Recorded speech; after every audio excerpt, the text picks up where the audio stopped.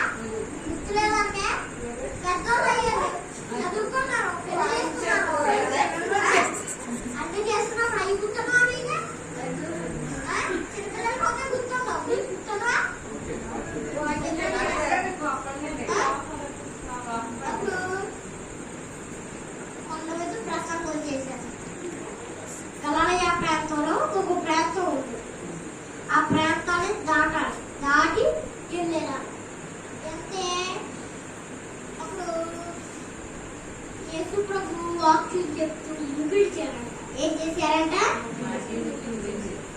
చెప్తే మీకు గుర్తుంది, నేను చెప్తే నీకు అర్థమవుతుంది. అప్పుడు అలాగే చేస్తే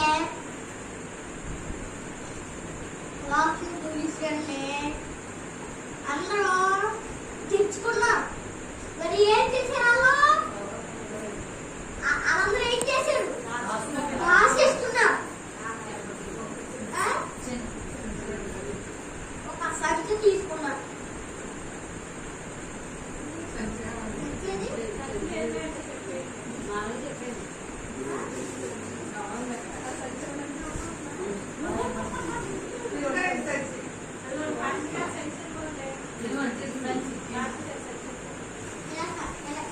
తీసుకుని దాసేసుకున్నారు.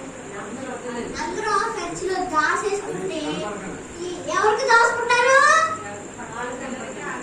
వాళ్ళ పిల్లలకి దాచేసుకున్నారు. ఎందుకని? అయ్యో మా కోసం ఇంటికి వెళ్ళాలంటే మీరు కూర కొట్టుకోలే అని ఆలోచిస్తుంటే ఆ రొట్టెలన్నీ ఇన్ని రొట్టెలు తెచ్చుకున్నారంట. ఎన్ని రొట్టెలు తెచ్చుకున్నారంట? తెచ్చుకుని రాసుకున్నారంట. ఇందాక ప్రాక్టికల్ గా చూపించారా మీరు? అలాగా రాసేసుకున్నారు. ఏం చేశారంట? రాసేసుకుని ఏం చేశారు? అడుగుతున్నారు. వాళ్ళు ఏం చేశాడు? చిన్నవాడు ఎంత వాడు ఉన్న వాళ్ళు ఏం చేశారు? రాసేసుకున్నారు. ఎంత చిన్న పిల్లడు ఏం చేశాడు? నయాకున్నవాడు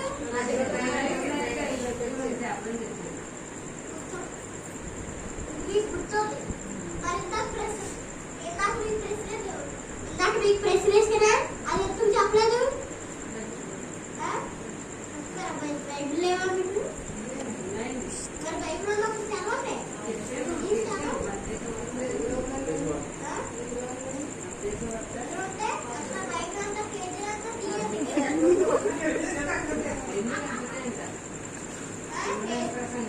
ఒక్కోసారి ఇంటికాడ ఉన్నప్పుడు పేజీలు తిరిగేస్తారు కదా, అలా తిరిగేస్తే వస్తుంది. పేజీలు తిరిగేస్తా కూర్చుంటారు కదా, చదవండి. ఆయన జనసమూహమును చూసి కొండ ఎక్కి కూర్చుండగా ఆయన శిష్యులు ఆయన ఎదుగు వచ్చింది. అప్పుడు ఆయన నోరు తెరిచి ఇలా బోధించసాగాడు. కనుక యేసు వచ్చి ఆ గొప్ప జనసమూహమును చూసి వారు కాపరి లేని గొర్రెల వలె ఉన్నందున వారి మీద కనికరపడి వారికి అనేక సంగతులను బోధింపసాగింది. చాలా పొద్దుపోయిన తర్వాత ఆయన శిష్యులు ఆయన వద్దకు వచ్చి, ఇది అరణ్య ప్రదేశం చాలా పొద్దుపోయినది, చుట్టుపట్ల ప్రదేశములకు గ్రామములకు వారు వెళ్లి భోజనము ఏమైనా కొనుక్కొనుటకు వారిని పంపివేయమని చెప్పింది.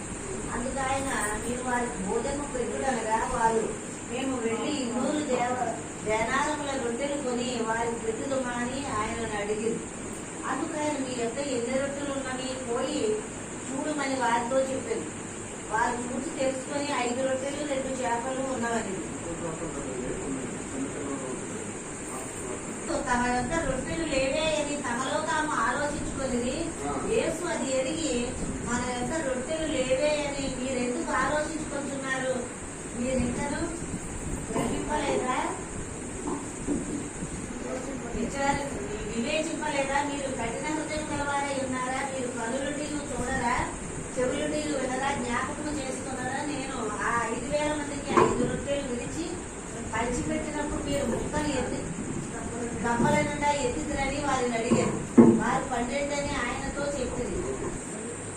అప్పుడు ఎక్కువసేపు ప్రసంగం చేసాడంటే దేవుడు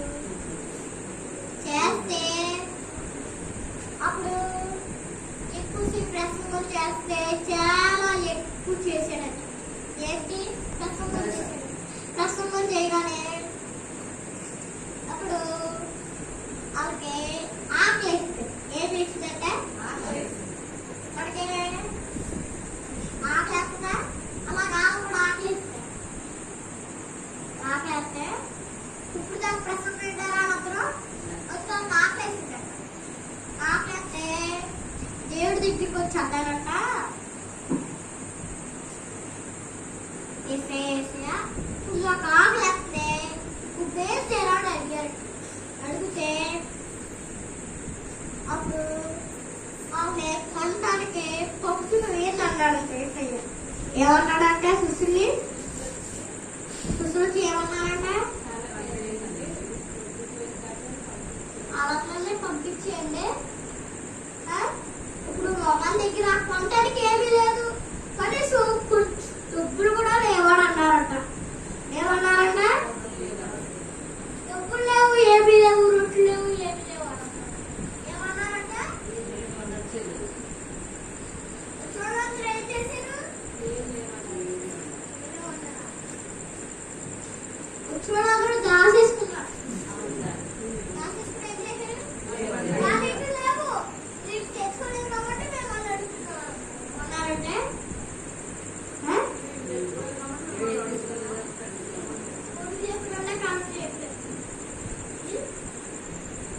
అప్పుడు అడిగితే ఒక బాలుడు అన్నాడట, నా దగ్గర ఉంది, నా దగ్గర ఉంది, నా దగ్గర ఉంది అన్నాడు. ఏమన్నాడట చిన్న బాలుడు, అంటారా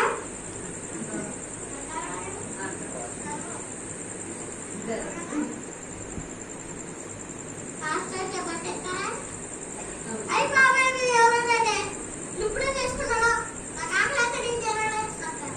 పాస్టర్ ఏమంటారు, కోపం ఉంటారు. ఆయన ఏమన్నా అంటారా, అంటారు.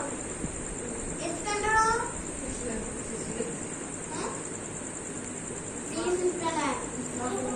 కాదు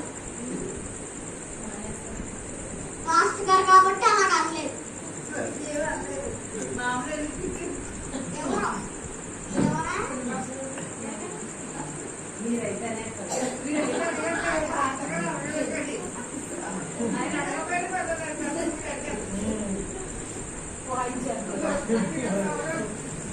ఎలాంటి ఇంకా నవ్వులు చావు, నవ్వులు చాలు, ఇప్పుడు నవ్వులు చాలు.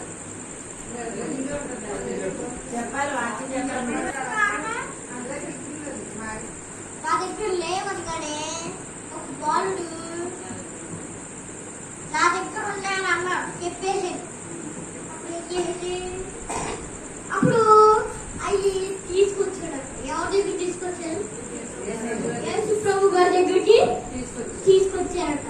తీసుకొస్తే అప్పుడు అక్కడ ఒకరి కూర్చొని తిరిగితే ఏం జరిగిందంట, రొట్టెలు ఉన్నాయి, 5 ఉన్నాయి, చేపలు ఉన్నాయి, 2 ఉన్నాయి కదా, సరిపోతాయా, వచ్చిన వాళ్ళు ఎంతమంది ఉన్నారు, 5,000 మంది ఉన్నారు. అప్పుడు వాళ్ళకి ఇవ్వాలంటే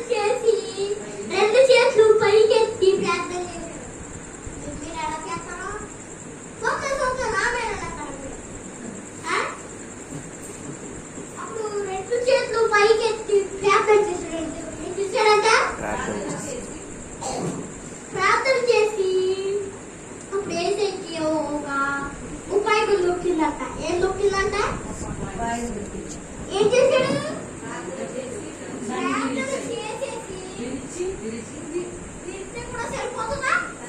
సరిపో.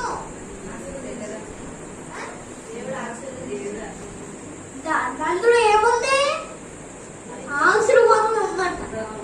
ఆ ఆశీర్వాదం తీసుకు ఎంతో విరిచాడంట. ముక్కలు ఏం చేసాడంటే విరిచి ఆ ముక్కల్ని శిష్యులకు ఇచ్చాడంట. ఎవరికి ఇచ్చాడంట? రెండు చేపలు ఇంతే ఉన్నాయి కదా, అవి సరిపోతాయా? ఇంట్లో సరిపోతాయా? 20 ముక్కలు సరిపోతాయా? ముక్కలు ముక్కలు కింద కోసినా సరిపోతాయా? సరిపో. ఎంత చెప్ప కావాలి? చాలా ఎక్కువ చేపలు కావాలి. చాలా ఎక్కువ చేపలు అక్కర్లేదు, డాల్ ఫిష్ కావాలి. మనకి ఏం కావాలి? డాల్ ఫిష్ ఉంటే ఏం చేస్తున్నారు? సరిపోతా సరిపోతా సరిపో. కానీ అప్పుడు ఇన్ని చేపలు అంతమందికి సరిపోయి అంట. ఎంతమందికి సరిపోయి అంట? 5 వేల మాత్రం తిన్నారా? మళ్ళీ ఎన్ని కప్పులు మిగిలి అంట? 12 కప్పులు మిగిలి అంట. ఎంత అద్భుతం చూసారా? అప్పుడు ఆ కింద ఉన్న కప్పులు ఏం చేయమన్నాడు దేవుడు? వేయమన్నాడు. ఏరి ఆ గప్పలు ఎయ్యండి అని అన్నాడంట. ఎయ్యగానే 12 గప్పలు మిగిలి అంట. ఎన్ని గప్పలు మిగిలి? 12. సరిపోతాయా అసలు? 12 గప్పలు సరిపోతాయా? చెప్పండి. అవి సరిపోతాయా? సరిపోవా? సరిపోవు. ఒక్కొక్కలా కనిపించదా? కనిపించదు. ఎందుకు కనిపించదు? ఇల్లు ఉన్నాయి కాబట్టి కనిపించదు. ఒక్కు కూడా కింద అర్థమా? 2 చేపలు కాదా? 5 రొట్టెలకు పడుతుందా? పడదు. కానీ ఆ 12 గంపలు మిగిలి దేవుడు బొక్కుగా ఆస్వాదించాడంట. ఏం చేశాడంట? ఇప్పుడు చిన్నపిల్లడు ఎక్కడ ఉన్నాడు? ఎక్కడున్నాడు? ప్రభువు దగ్గర ఉన్నాడు. అంటే అప్పుడు ఏం చేశాడు తల్లి? చిన్నపిల్లడు ఏం చేశాడు? ఆస్వాదించాడు. బహుగా ఆస్వాదించాడు. మీరు ప్రార్థన చేస్తే ఆస్వాదించాడు. మీరు ప్రార్థన చేస్తే ఆస్వాదిస్తాడు. వాక్యం చెప్తే ఆస్వాదిస్తాడు. చదివితే ఆస్వాదిస్తాడు. వాక్యం ప్రార్థన అన్ని ఇంటిని నేర్చుకుంటే ఆస్వాదిస్తాడు. మరి మీరు ఇంటిని నేర్చుకుని చేస్తున్నారా? ఎలా చేస్తున్నారు? పెద్ద చిన్న ప్రార్థన చేయకూడదు. పెద్ద ప్రార్థన చేయాలి. మీరేమో చిన్నపిల్లలా? చిన్న ప్రార్థన చేస్తారుగా? చిన్నపిల్లలు చిన్న ప్రార్థన చేయాలి. పెద్దలు పెద్ద ప్రార్థన చేయాలి. చిన్నపిల్లలా? పాస్టర్లు రాస్తే మీరు పుట్టారా? పెళ్ళయింది? పిల్లలు పుట్టారు? పిల్ల అంటలేదు. మీరే పిల్ల అంటున్నారు.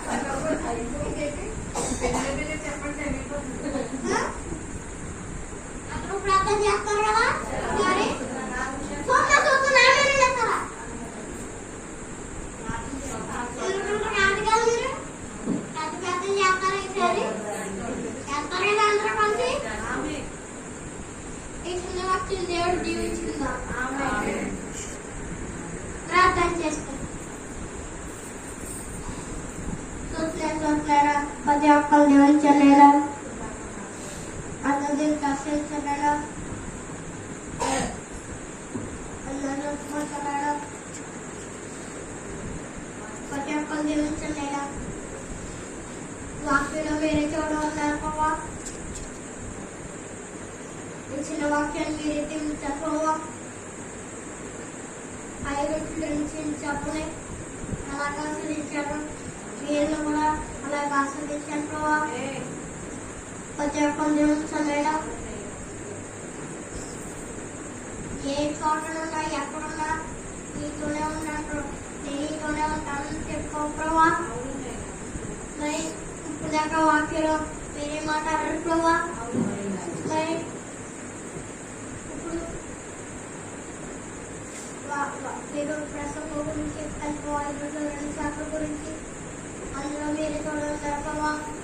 ఇచ్చిన ప్రార్థన యేసు నామమున అడిగి పెడుతున్నా.